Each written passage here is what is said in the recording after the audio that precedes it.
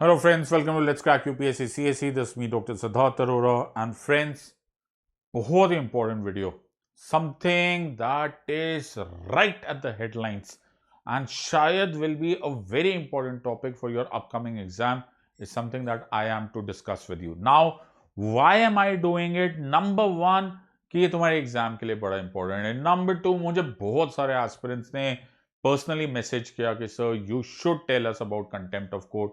Number three, ये एक बड़ा इंपॉर्टेंट सवाल है as a democracy, as a country that believes in the constitution, that हमें ये जवाब देना पड़ेगा about what is going to be the future of the proceedings of contempt of court. तो आज हमें सब कुछ समझना पड़ेगा, everything about the contempt of court. मैं तुम्हें सब कुछ बेसिक समझा दूंगा, right from what is happening in the current affairs to what is written in the law, what are the international precedents about it, and how do we go from here towards future. तो बिल्कुल ध्यान से देखना, और ये बड़ा important होगा तुम्हारी अपकमिंग एग्जाम के लिए. So make sure that you make notes of it, और प्लीज अपने अपने फ्रेंड्स के साथ भी शेयर करना, उनका भी भला हो जाए. Either ways, my friends, ये हेडलाइंस तुमने देखी हुई है. This is the headlines that I am talking. This is Mr. Prashant Bhushan, a senior member of the bar. Okay, and condition इस टाइम पर ये है कि इनके खिलाफ कंटेम्प्ट ऑफ कोर्ट प्रोसीडिंग्स चल रही है in the honourable supreme court of India. और हमें जो न्यूज आ जा रही है, समथिंग इन दीज टर्म्स हमें दिख रही है. Prashant Bhushan held guilty of contempt of his because of his tweets etcetera etcetera. और अब तो ये proceedings obviously will now be refer to a larger bench. लेकिन यहां तक बात पहुंची कैसे is the entire aim of this video. So before I start, I must bring to your notice कि एक कोर्स जो मैं लाया था, that is comprehensive course on polity for UPSC CSE 2021-22, ये लॉन्च हो गया है. बहुत सारे लोगों का इसका इंतजार था. So this is the time to watch this. You can join this. Use the code SIDLIVE, SIDLIVE, मेरा कोड यूज करो एंड ज्वाइन करो. अब इसमें जो नेक्स्ट टॉपिक आ रहा है वो है बेसिक स्ट्रक्चर डॉक्ट्राइन. मेरे हिसाब से वेरी इंपॉर्टेंट डे, बहुत अच्छा मौका है, तुम इसको ज्वाइन कर सकते हो. If you want, those of my friends जो 2021 में अटेम्प्ट करें या 22 में अटेम्प्ट करें, बच्चे take a 1 year course which is available for 44,000. लेकिन use my code SIDLIVE, SIDLIVE, SIDLIVE code use करो and you will get an immediate 10% discount and 39,600 में तुम्हें ये कोर्स मिल जाएगा. Those of my friends जो 22 में या 23 में भी अटेम्प्ट करें, बच्चे take a 2 year course. Don't take small courses, इतनी जल्दी होता नहीं है, पढ़ाई पूरी खत्म होती नहीं, plus it is not economical. So take either a 1 year course और a 2 year course.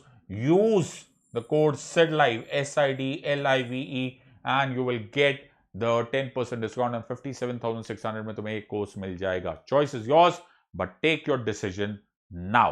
So use the code SIDLIVE, SIDLIVE, मेरा रेफरल कोड है, and join the courses as fast as possible. You are a wise gang of students. Take a wise decision. तो coming back to आज का topic, तो हमने ये headlines देखा होगा. तुम थोड़ा बहुत भी अगर you're abreast with what is happening in the proximity, what is happening in the courts, तो तुमने ये जरूर हेडलाइन सुनी होगी that there is something called as contempt proceedings happening in the Supreme Court against Mr. Prashant Bhushan, who is a senior lawyer in the Supreme Court and a very respected member of the bar. लेकिन इनके खिलाफ ये contempt proceedings हुई क्यों sir? So first of all, let me take you to the actual nitty-gritties कि ये हो क्या रहा है.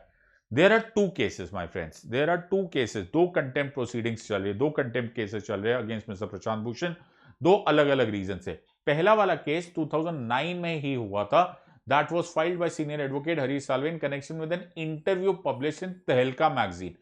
तब इस इंटरव्यू में एलिगेशंस ऑफ करप्शन लगाई गई थी अगेंस्ट जुडिशरी, और इसमें mister Prashant Bhushan is not the only one who is facing the contempt proceedings. उस केस से रिलेटेड तहलका मैगजीन का के editor mister Tarun Tejpal is also charge with the contempt. ये प्रोसीडिंग तब से चल रही है. ओके, सो 2010 में नोटिस सर्व हुआ था. ये प्रोसीडिंग्स तब से चल रही है अगेंस्ट मिस्टर प्रशांत भूषण. तो सर ये तो तब का हुआ. अब क्या हुआ है? अब जो रिलेशन में हुआ वो हुआ on 27 June and 29 June. Mister Prashant Bhushan ने ट्वीट किया. ट्वीट किया. Number 1 was the role of the Supreme Court in the words जो ये कोर्ट्स में डाले गए हैं. So Prashant Bhushan had written about, I quote, role of the Supreme Court, unquote, in the quote destruction, unquote, of democracy during the last 6 years, and also mentioned, quote, the role of the last 4 Chief Justice of India Senate. ये एक tweet था. ये कब का था sir? ये 27 का था. 29th of June को मिस्टर प्रशांत भूषण ने एक कमेंट किया था on a photograph which shows Chief Justice of India on a Harley Davidson bike. और उन्होंने कोट किया, he had question the CJI for riding a bike without a helmet and a face mask while, quote, he keeps the Supreme Court in lockdown mode, unquote. Now this is दो tweets, और इन दो tweets के basis पर mister Prashant Bhushan के against contempt of court proceedings हो गई. Number 1 2009, number 2 on the basis of these tweets. तो there are 2 proceeding. So in this case the court ने ऑब्जर्व किया one thing. So this is the observation of the court. I am telling you as ad verbatim जैसा हो रहा है. ये तो observation of the court था कि it hurts, it is painful कि respected member of the bar like जिनका 30 years की standing है, why is he making such comments of corruption, of destruction of democracy etc. जो भी words use किए गए हैं in the tweets, ऐसा क्यों यूज किया गया है? And that is why we hold them to be in contempt of the court. और अभी तक सिचुएशन इज स्टिल फ्लूइड. अभी तक फाइनल डिसीजन नहीं आया है कि क्या क्वांटम ऑफ पनिशमेंट होगी, लेकिन for the time being he has been held guilty of contempt. तो to understand the entire situation, और जो आज का स्थिति ये है, मिस्टर प्रशांत भूषण के अपडेट्स ये that supreme court has reserved his verdict on the quantum of sentence, और ये सितंबर 10 तक के लिए एडजर्न कर लिया गया है. when it is thought that why not a constitutional bench be set up or a larger bench be set up, because इसमें कुछ constitutional matters have come up. so ये स्टोरी यहां तक तो आ गई है, लेकिन यहां तक आई है तो इसके पीछे का law, constitution, history, proceedings end of course a question mark of the challenge between freedom of speech and expression and contempt आपको बहुत ध्यान से पढ़ना पड़ेगा. तो यहां तक तो करंट अफेयर्स है. नाउ मोस्ट ऑफ यू, और शायद most of you are not lawyers by profession, या फिर they are not law students. तो मैं लैंग्वेज को सिंप्लीफाई करने की कोशिश करूंगा. Sit back and relax and understand. Contempt of court को फॉर दोस ऑफ यू जिनको बिल्कुल ही ये वर्ड से नहीं मतलब है, या फिर उनको इंग्लिश हिंदी में प्रॉब्लम हो रही है, देन इट इज अदालत की अवमानना करना. So let us try and understand the law. तो सर पहले बताओ, ये कंटेम्प्ट ऑफ कोर्ट लिखा कहां पर है? Where is it emerging from? Law तो है ना सर, ये कोई कन्वेंशन तो फॉलो नहीं हो रहा. There has to be a law behind it. Of course there is a law behind it, and that is called as a contempt of courts act of 1971. So it is a statutory provision provided under Contempt of Court Act of 1971. So you will be noticing it is a law. But does that mean sir कि इसमें constitution में कहीं mention नहीं है? Absolutely not. Even the constitution gives contempt powers. दो अलग अलग constitutional articles. One is article 215 which deals with the contempt powers of the high courts. तो ध्यान से सुनना. High courts will be courts of record. Every high court shall be a court of record and shall have all the powers of such a court, including the power to punish for contempt of itself. This is number 1. मैं इसमें आगे बहुत जल्दी जा सकता हूं, but I want to explain you even more in detail. याद रखना, High Court is also responsible to deal with any contempt proceedings against subordinate court. तो High Courts of every state is also responsible to protect the subordinate courts, जो lower courts होते हैं, from its own contempt. तो ये भी बड़ा important हो गया, बिकॉज आप सबऑर्डिनेट कोर्ट्स के खिलाफ अगर कंटेम्प्ट करते हो तो वो रिस्पॉन्सिबिलिटी हाई कोर्ट्स की होती है. This is number 1. Number 2 is article 129 जो कि सेम चीज बोल रहा है but with regards to Supreme Court. तो मैं तुमको सबको डिटेल में बता रहा हूं. Please sit back, relax and understand this. इतना डिटेल में शायद तुम्हें कभी नहीं पता चलेगा. Supreme Court is also a court of record. The Supreme Court shall be a court of record and shall have all the powers of such a court, including the power to punish for its own contempt. So please understand, तो दो चीजें हो गई, एक हो गया statutory law, very good, contempt of court act, दूसरा हो गया article 215 as well as article 129 of the constitution, जिसमें high court as well as supreme court dealt हो गया। इनडायरेक्टली मैंने हाई कोर्ट से तुम्हें यह भी बता दिया है that it also is responsible for taking care of the contempt of subordinate courts. Very good, तो दोनों साइड से ये है, ऑलराइट, वेरी गुड सर। लेकिन आपने बोला कंटेम्प्ट होता है, अवमानना होती है, लेकिन सर ऐसे तो होता नहीं ना, you have to actually define it. भाई मैं क्यों डिफाइन करूं when the law itself will define it? So section 2 of contempt of court act 1971 में contempt of court को दो parts में divide किया गया है। Number one is called civil contempt, second one is called as criminal contempt। अब ध्यान से सुनना, civil contempt का मतलब क्या हुआ? Civil contempt means willful disobedience of any judgment, decree, direction, order, writ or any other process of a court or willful breach of any undertaking given to a court। Okay, so मैं जानबूझ के court के किसी order, decree, judgement के खिलाफ चले जाता हूं, then it is called as civil contempt. Very good. अब क्रिमिनल कंटेम्प्ट क्या है? क्रिमिनल कंटेम्प्ट की भी फिर से डेफिनेशंस में बहुत सारे पार्ट्स है। Number one, publications whether by words written or spoken or by signs or by visible representations or otherwise of any matter or the doing of any other act, यानी कि कुछ भी बोलना, कुछ भी लिखना, कुछ भी ऐसा छाप देना, ओके, कुछ भी पब्लिकेशन करना by whatever means जो फॉलोइंग कर सकता है। Number one, scandalizes or tends to scandalize, scandalizes or tends to scandalize or lower or tends to lower the authority of any court। Number one. Number two, prejudices or interferes or tends to interfere with due course of any judicial proceeding, यानी कि मैं कोई judicial proceeding को रोकने के लिए या उसको प्रेजुडिस या उसको एडवर्सली अफेक्ट करने की कोशिश कर रहा हूं। And number three, interferes or tends to interfere with obstructs or tends to obstruct the administration of justice in any other manner, मतलब मैं किसी भी तरह से प्रोसीजर्स ऑफ जुडिशरी को रोक रहा हूं या डिस्टर्ब कर रहा हूं, ऑब्स्ट्रक्शन कर रहा हूं, it can be held as contempt of court. यहां तक तो बात समझ में आ गई सर, लेकिन आपने एक चीज रियलाइज की होगी और सब लोगों ने रियलाइज की होगी दैट बिकॉज नंबर वन, ये सारे बहुत कॉम्प्लिकेटेड टर्म्स है, लेकिन मैंने इस पूरे के पूरे स्लाइड में केवल इस वाली लाइन को मार्क किया है। बिल्कुल सही बात है सर, क्यों किया ये थोड़ी देर में, alright, but I hope you are understanding there are two types of contempt, one is civil, one is criminal contempt, alright. So either ways हमारी डेफिनेशन सेक्शन 2 में आ चुकी है। सर एक बात ख्याल आई, क्या ख्याल आई? सर सुप्रीम कोर्ट की या हाई कोर्ट की कोई जजमेंट आई, हाँ कोई फैसला आया और मुझे ना पसंद आए, ओके, तो क्या मैं उसको क्रिटिसाइज नहीं कर सकता? बहुत इंपॉर्टेंट क्वेश्चन है और बहुत ही उसका वाजिब आंसर है। क्या है सर? नंबर वन, कि फेयर क्रिटिसिज्म जजमेंट की एब्सोल्युटली अलाउड है। फेयर क्रिटिसिज्म, आप you can not make an add hominem attack, you can not go on the person, you can not question the credibility, the character, the honesty level, ये सब मत करो, तो उसको fair criticism बोलते हैं। और फेयर क्रिटिसिज्म अवमानना नहीं होती, it is not contempt. So section 5 में बिल्कुल क्लियरली बोला हुआ है, fair criticism of a judicial act is not contempt. तो प्लीज कोई गलतफहमी मत करना, अगर मुझे कोई जुडिशियल ऑर्डर या जजमेंट फेयरली क्रिटिसाइज करना है on the basis of law या फिर whatever I want to study on my understanding, absolutely allowed, it's not called as contempt। यहां तक बात 100% क्लियर होनी चाहिए, तब हम आगे जा सकते। वेरी गुड, तो अब हमारे पास हो गया कंटेम्प्ट। तो हुआ क्या? हुआ ये कि मैंने पिछली स्लाइड में मैंने एक लाइन को मार्क किया था, that is lowering or tends to lower the authority of any court।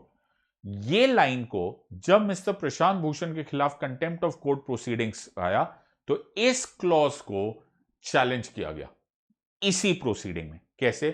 So the key contempt clause को बोला गया ये अनकॉन्स्टिट्यूशनल है, तो उन्होंने बोला तो द चार्ज ऑफ स्कैंडलाइजिंग और lowering the dignity of court, I hope तुम्हें ये लाइन पूरी याद आ रही है, स्कैंडलाइजिंग और टेंडिंग टू स्कैंडलाइज और लोअर और tends to lower the authority of any court, ये जो लाइन है मिस्टर प्रशांत भूषण, उनके साथ एनराम एंड अरुण शौरी साहब, ये सीनियर लॉयर्स ने ये चैलेंज किया कि this can not be done, this can not be done. ये लाइन अपने आप में इतनी आर्बिट्ररी है, इतनी वेग है कि इसको आपको अनकॉन्स्टिट्यूशनल डिक्लेयर कर देना चाहिए। वाई बिकॉज ये लाइन, केवल ये लाइन मेरे freedom of speech and expression के अगेंस्ट जाता है। ध्यान से सुनना, मैंने क्या बोला, ये लाइन, ये क्लॉज मेरे freedom of speech and expression के खिलाफ जाता है, which is a constitutionally guaranteed article under Article 19, subclause 1, subclause A. So, which says freedom of speech and expression is guaranteed by the Constitution. और अगर आप ये लाइन हटा देते हो, then my freedom of speech and expression is okay, otherwise it is violated. However, later on, the same petition was withdrawn and the Honorable Supreme Court allowed this petition to be withdrawn. However, this was raised in the first step. Later on, it was withdrawn. So, बोला गया था that the petition alleged that the provision violated the freedom of speech and expression, लेकिन it was not pursued, it was not proceeded ahead with. तो पहले से ही बहुत सारे steps हो रहे थे, but of course that did not see the light of the day. लेकिन it is an event that you should remember. So, why should we remember this? Because एक major argument है कि कंटेम्प्ट प्रोसीडिंग्स और contempt of courts act कहीं ना कहीं free speech को के स्पिरिट के अगेंस्ट जाता है। So there is somehow a contradiction between contempt and free speech. Sir, हमको नहीं लगता there is a contradiction. Why? ऐसा क्यों नहीं लगता? Because the contempt of court act of 1971 में जो वर्ड्स यूज किया हुआ है कंटेम्प्ट, ये रीजनेबल ग्राउंड ऑफ रिस्ट्रिक्शन है to freedom of speech and expression. मेरी बात ध्यान से सुनो। In your constitution articles fundamental rights दिए गए, plus make no mistake about it, कोई भी फंडामेंटल राइट एब्सोल्यूट राइट नहीं है। Reasonable grounds of restrictions available है। So article 19 sub clause 1 sub clause A which gives all citizens of the right to freedom of speech and expression, इसी का reasonable ground of restriction article 19 sub clause 2 में दिया हुआ है। और article 19 sub clause 2 में apart from the various other restrictions, अगर तुम्हें ये लाइन दिख रही है तो it says that you are not allowed to do what is called as contempt of court. तो सर, कहीं ना कहीं contempt of court readymade reasonable ground of restriction है to freedom of speech and expression. बात तो सही है, लेकिन मैं किस चीज को कंटेम्प्ट मानूं और किस चीज को कंटेम्प्ट ना मानूं, अब तो बात समझ आओगे। Yes, contempt of court is a given as a reasonable ground of restriction, लेकिन अवमानना होती क्या है, व्हाट कॉन्स्टिट्यूट्स कंटेम्प्ट, ये this one is a subjective thing instead of a formula based thing.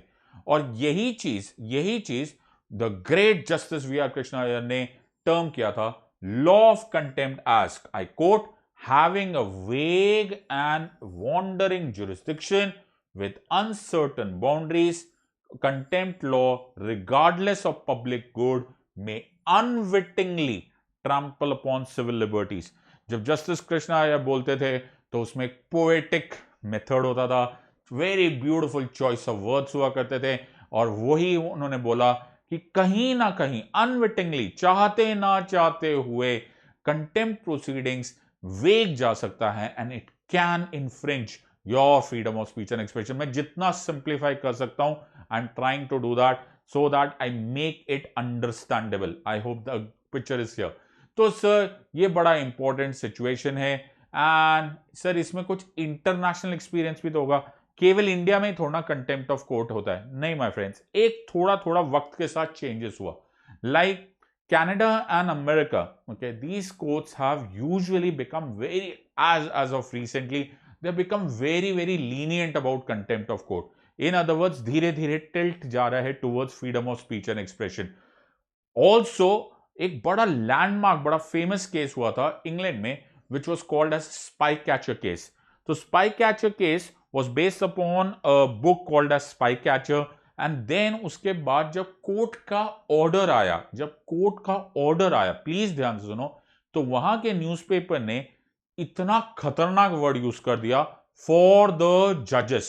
उन्होंने तीनों जजेस की फोटोग्राफ ऑपोजिट लगाई, ओके, ऑपोजिट लगाई, और वर्ड यूज कर दिया you fools. I hope you are understanding. You fools use करना on the main newspaper against the Supreme Court of England. ये स्पाई कैचर केस था, और ऐसा नहीं था कि this was only spy catcher case. Even very recently जब Brexit की जजमेंट आई थी, तो उनके न्यूज़पेपर डेली मेल ने नोटिस, उन्होंने वर्ड यूज किया था एनिमीज ऑफ द पीपल, और तीनों जजेस की फोटोग्राफ लगाई। Can you believe this? तो सर इनके खिलाफ तो कंटेम्प्ट प्रोसीडिंग्स बनती है सर, ये तो पक्का स्कैंडलाइजिंग है, ये तो पक्का bringing to the lowering the reputation of the जजेस है बेटा। लेकिन the British court took a very different stand. उन्होंने दोनों ही केसेस में they decided not to interfere. उन्होंने बोला we are not interfering in this matter, we are not initiating contempt proceedings. क्या बात कर रहे हो? Yes, and you should be observing Justice Templeton's comment in the spy catcher headlines. उन्होंने बोला I cannot deny, ध्यान से सुनो words, I cannot deny that I am old. It's the truth. Whether I am a fool or not is a matter of perception of someone else. There is no need to invoke the powers of contempt. बेटा कभी कभी किसी को माफ करना, जाने देना भी एक्चुअली तुम्हारा बड़प्पन और तुम्हारी साइज और तुम्हारी मैग्नानिमिटी दिखाता है। So and that is what the honourable supreme court, of course in England, they demonstrated. They said मैं फूल हूं या नहीं हूं, I don't need a certificate from you, it's a matter of perception, and I don't think we will do any contempt proceedings against this. And both the cases में the British court did not initiate contempt proceedings. So ये तो बड़ा dangerous सा situation exactly है my friends, और वही इस time भी हुआ इंडिया में। सो इस टाइम पर 24 अगस्त को Mister Prashant Bhushan who was being represented by his lawyers, उन्होंने भी यही प्रोसीडिंग्स में ऑब्जेक्ट किया कि मैं क्या, if I am allowed freedom of speech and expression is, अगर मैं bona fide opinion about the extent of corruption in any section of judiciary, I am quoting, bona fide opinion about the extent of corruption in any section of the judiciary करूं, will it amount to contempt of court? ये उन्होंने एक बड़ा जबरदस्त pertinent question उठाया। क्या मैं bona fide, मैं सच में विश्वास करता हूं जो मैंने लिखा है? I am not going to say sorry for that part, it is not that I have just written anything, मैंने बड़ा सोच समझ के वो लिखा है, is it contempt? Now a sane advice. Now, Mr. Prashant Bhushan is not ready to apologize. He does not say sorry. Supreme Court is wanting to initiate contempt proceedings. इन दोनों में एक बैलेंस, वेरी बैलेंस वर्जन आया from the attorney general of India mister के वेणुगोपाल। उन्होंने बहुत अच्छे तरह से बोला, and I quote, I think Prashant Bhushan should withdraw all the statements in entirety and express regret. Okay. Also, the court should let him off if he apologizes. If he expresses regret, then when I read it, I thought we should not proceed with contempt, and that is why he should be left at this stage. तो mister Venugopal ने बहुत अच्छा बात बोला कि छोड़ दो, जहां ये मैटर है वहीं छोड़ दो. He should withdraw the statement. उन्होंने बोलना चाहिए कि खत्म हो गई ये बात, एंड द कोर्ट्स को भी इसको आगे नहीं बढ़ाना चाहिए, and the matter should be drawn a line because too much water has flown under the bridge and we should not proceed with this part in the interest of the belief system जो हमारे आसपास होता है in the Supreme Court. So my friends, international experience हम देख चुके थे, and then comes the biggest thing. Lord Denning, who is I think world के the most famous judge, the most popular judge, सब लोग इनको ही मानते हैं, इन्होंने बहुत अच्छी लाइन बोली थी, and I think I should bring it to your notice. 1968 में लॉर्ड डेनिंग ने बहुत अच्छी बात बोली थी, let me say at once that we will never use this jurisdiction as a means to uphold our own dignity, nor will we use it to suppress those who speak against us. We do not fear criticism, nor do we resent it, for there is something far more important. It is not less than the freedom of speech itself. It is the right of every man in parliament or out of it, in the press or over the broadcast, to make fair comment, even when outspoken comment on matters of national interest. तो Lord डेनिंग की बात को आपको ध्यान से समझना पड़ेगा. ये इजी बात नहीं बोलते, ये बहुत डिटेल्ड बात. लॉर्ड डेनिंग की बहुत सारी citations have been awesome. In fact we as law students हम इन्हीं को पढ़ के ही समझते हैं, constitution law and the various other provisions of law. यहां पर एक बहुत ध्यान समझनी पड़ेगी. लॉर्ड डेनिंग इज सेइंग कि मेरे खिलाफ क्रिटिसिज्म पर्सनली करोगे, I have got no problem, it is your freedom of speech and expression, I don't think it should be interfered with. Now this brings us to a very important question. थोड़ी देर इसी point को ध्यान से रखना. I am expecting you to understand this part. However the same thing को आप other side पे समझना पड़ेगा. क्या समझना पड़ेगा सर? ये बेटा एक बिल्डिंग नहीं है. This is not a building. This is representative और these are the custodians of the constitution. ये एक इंस्टीट्यूशन है. Now this is the other side of the story. तो as a reasoned lawyer I will argue on both the sides. तो मैंने तुम्हें एक side बता दी कि freedom of speech and expression is very important. Internationally बहुत जगह कंटेम्प्ट प्रोसीडिंग्स कोर्ट्स नहीं करते, लेकिन यह भी हमें मालूम होना चाहिए कि इस साइड पर जो on the favour of contempt proceedings है, वो क्या बोलते हैं. वो बोलते हैं कि honourable supreme court is not merely a building, it is the custodian of the constitution. ये एक इंस्टीट्यूशन है. और डेमोक्रेसी, कंट्रीज, नेशंस, ये कुछ वेल एस्टैब्लिश इंस्टीट्यूशंस के बेसिस पे चलती है. वो चाहे पार्लियामेंट हो, चाहे the office of the president हो, तो या फिर ऑनरेबल सुप्रीम कोर्ट हो. अगर इंस्टीट्यूशंस हिल जाएगी, अगर faith of the people in the institution हिल जाएगा, डेमोक्रेसी भी अनस्टेबल हो जाएगा, कंट्री भी अनस्टेबल हो जाएगा. So this is what the supreme court observe. Supreme court said कि this is I quote, he said, Mr. Prashant Bhushan says Supreme Court has collapsed. उन्होंने बोला है supreme court has collapsed. Is it not objectionable? ये उनका version है. The judges, the honorable judges, my lords are saying कि ये कैसे words है. These are not the words. इस तरह से तो the entire institution will be under the public eye and suspicion will start rising. I am not criticizing, I quote, I'm not criticizing Mr. Bhushan. There is a difference between a court officer and a politician. If you are going to the press for everything, you are over-identifying without your causes. If someone with a standing of 30 years, Mr. Prashant Bhushan has a standing of 30 years in the bar, like Mr. Prashant Bhushan says something, people tend to believe him. They will think whatever he is saying is correct.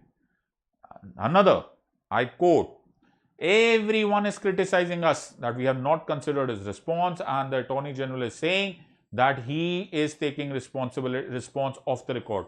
Now, if this is removed, we will be blamed that we removed his response on our own. In other words, the court, my lords, are here now showing कि let's not behave like politicians. Don't go to the press.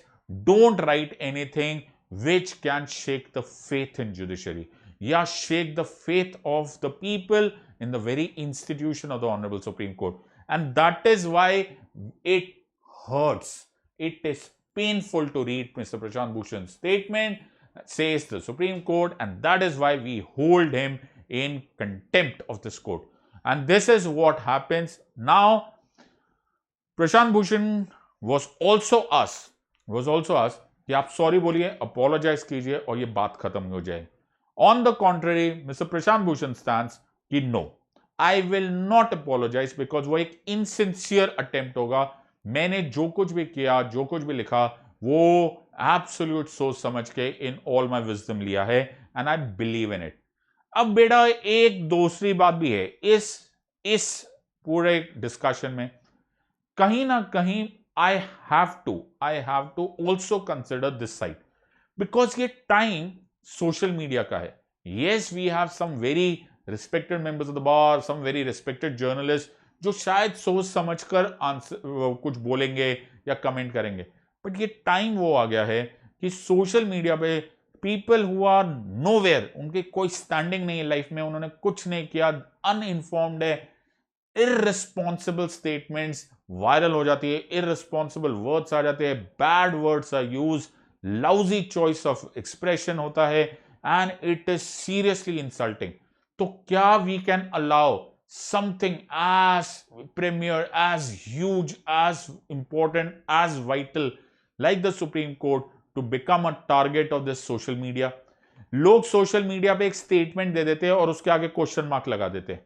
Now where will the judiciary go and defend themselves, and why should they go?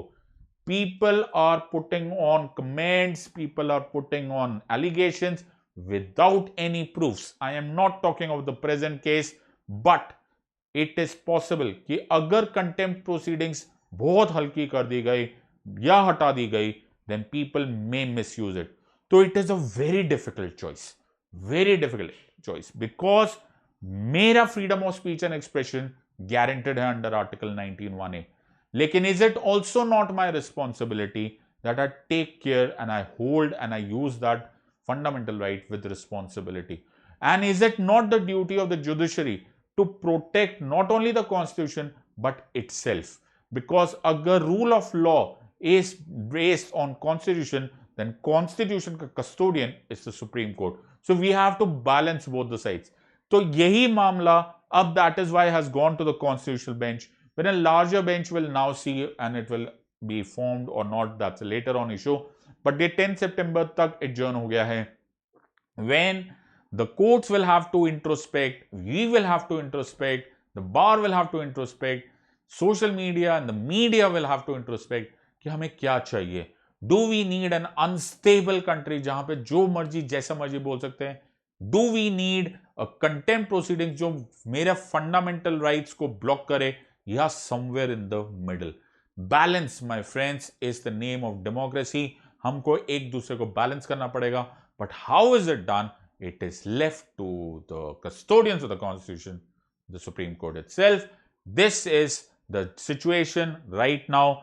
I will make a follow-up video जब ये finally 10 September को या फिर उसके बाद final decision होता है. But I hope and pray कि तुम्हें समझ में आ गया है what is this proceeding. So, and my friends, just one more reminder of the comprehensive course. तुम्हें अब समझ में आ गया कि how do I teach? I want you to make connections. I want you to draw connections and then you will understand things. Use the code SIDLIVE and you will get an immediate 10% discount. Either choose a 1-year or 2-year course. And in the words of Unacademy, let's crack it. Until next time, God bless and thank you.